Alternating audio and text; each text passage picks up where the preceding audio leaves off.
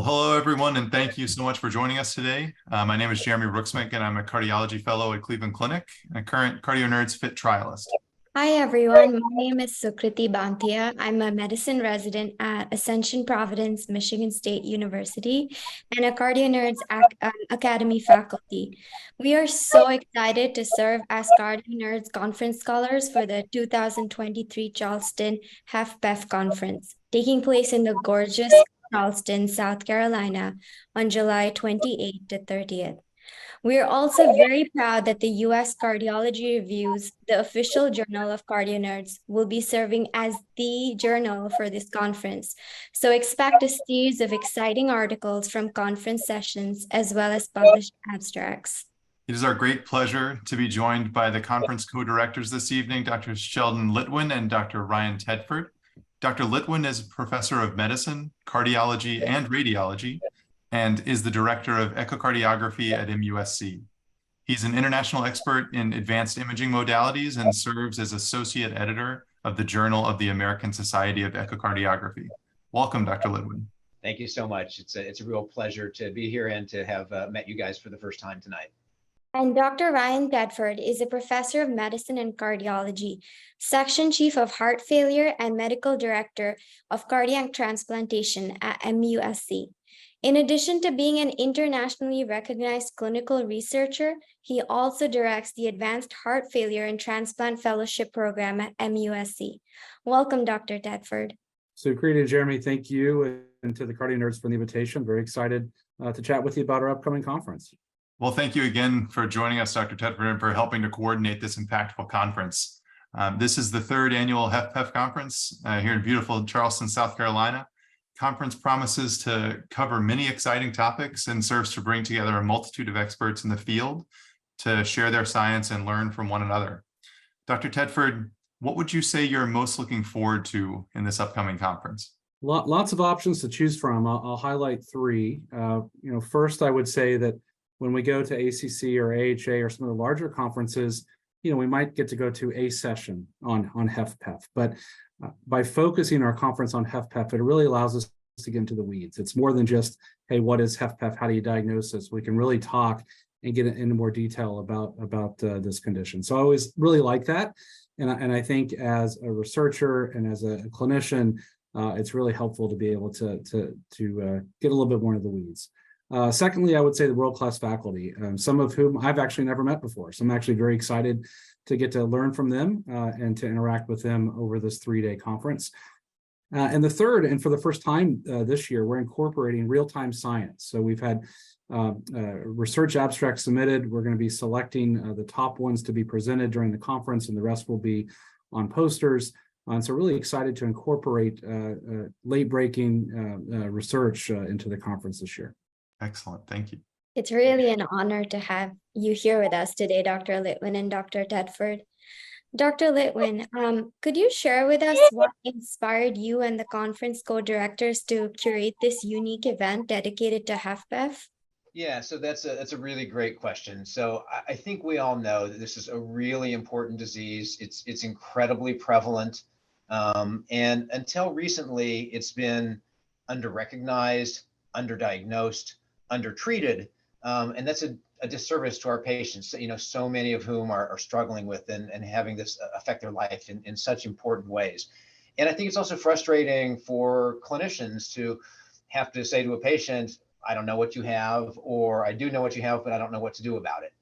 So I think, we wanted to do something to bring together experts in one place, to share with each other, to share ideas, to cross-fertilize, and as well to help teach others who are not as familiar with the field. And I realized that we had an incredible wealth of expertise here in Charleston, focusing on different aspects of this one disease. And I thought, well, everybody likes Charleston, right? It's the best city in the country to travel to, 10 years in a row by Condé Nast visitors. So who wouldn't want to come here and learn about something new from a bunch of good people, and have the chance to hang out, to make new friends, and to get new ideas. And of course, learning, right? That's the best part of being a doctor, or something that goes on for your whole life. So it seemed to me like a really good idea. I didn't know if it was going to work, but I just said, we're going to try it a few years ago, and here we are with our third conference now, and I think it gets better every year. Well said. Excellent. Excellent. Well, it's no secret that HFpEF is increasing in prevalence, whether that be due to increased recognition, more standardized diagnostic tools, risk scores, or just a changing patient population in general. Work over the past several years has served to improve the therapeutic options available to patients with heart failure with preserved ejection fraction, and importantly, to tease out and exclude patients who have HFpEF mimicking conditions. However, uptake of lifestyle interventions, medical therapies, and device-based therapies do remain low in this patient population. Dr. Tedford, what would you want all clinicians, both sort of within and outside the world of cardiology, to understand about HFpEF here in 2023? HFpEF can be a challenging diagnosis. And as a cardiologist, I think we're taught to blame the lungs whenever possible. But as a cardiologist, I've learned that it's almost always the heart that's causing the problem. I might deny that to my pulmonary colleagues, but they're right. Most of the time, it actually is the heart. And so it's a challenging diagnosis, but we do have tools and ways to make this diagnosis. We'll talk about the table of truth, as Dr. Zile likes to talk about. Doing exercise hemodynamics, for example, can be very, very helpful. As Dr. Litwin mentioned, we have lots of therapeutic options now. And sometimes those therapeutic interventions are actually withdrawal of medications, which I saw a patient the other day. We stopped about 5 medications and they felt great. So we'll talk a lot about that. And then we have a lot of exciting therapies on the horizon. We're going to explore some of those during the conference. So it's an exciting time to be interested in HFpEF. And I think a lot still for clinicians, seasoned ones and training to come and learn. Thank you, Dr. Tedford. Dr. Litwin, looking ahead, what do you envision as the potential short-term and long-term impact this conference will have in terms of driving positive change in patient care and advancement of research?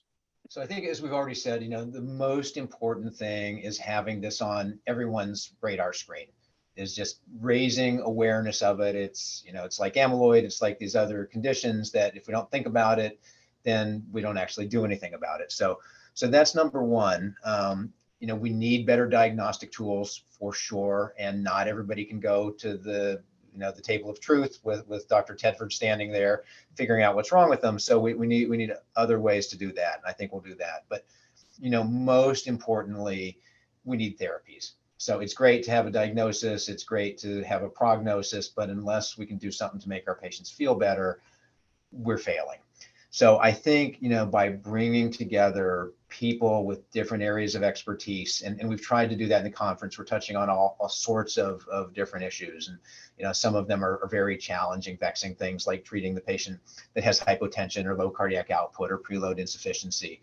But getting experts in the same room, mingling, talking, getting excited, getting stimulated, that's where this matters. And then the clinical trials of tomorrow are going to be the ones where that all comes to fruition. So I think getting people into today's studies for things that are under investigation, but more importantly, breaking open the Pandora's box of potential things that we can do. And that was really my dream of this conference.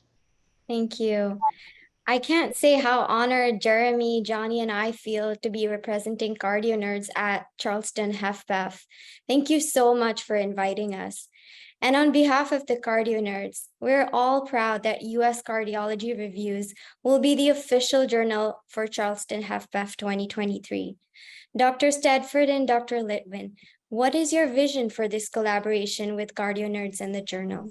I'll start and then let Ryan finish up, because he's already an aficionado of this type of learning. But when the CardioNerds came and gave a grand rounds at MUSC and gave a very compelling argument that we need new ways of learning and we need ways to reach out to a broader audience and to more people. So as much as I love the idea of sitting in the same room with a whole bunch of experts, this concept that the CardioNerds came up with of having remote learning that can be given to the masses is great. And so I think that's super important. And also for me, focusing on you guys, the next generation of cardiologists. So, some of us have already been here a long time, but you guys are the ones that will carry the banner forward, that will have the new ideas, and that will, you're going to come into a world where HFpEF isn't something that's unknown. It's going to be known, and it's going to be something that you're going to be treating a lot in your career. So I really, really like the idea of having involvement of bright, young, energetic people like the two of you and the rest of the people that are involved in CardioNerds. And so, to me, this is the best of both worlds. I could not have said it any better. I think Sheldon hit the nail on the head. I guess I'll just conclude by, reminding everyone of the CardioNerds of their goal and their mission, which is to democratize cardiovascular education. And I think our hope is that we're going to democratize HFpEF education to the masses, to improve recognition, understand the pathophysiology, and then what treatment options are out there. And we all are going to learn from each other. So I think the CardioNerds platform is the perfect one to spread the word, and look forward to this collaboration immensely, and also with our journal. Well, thank you again, Dr. Litwin and Dr. Tedford, for your time today. For our audience, be sure to follow the CardioNerds Conference Scholars to keep up with key takeaways from your favorite conferences.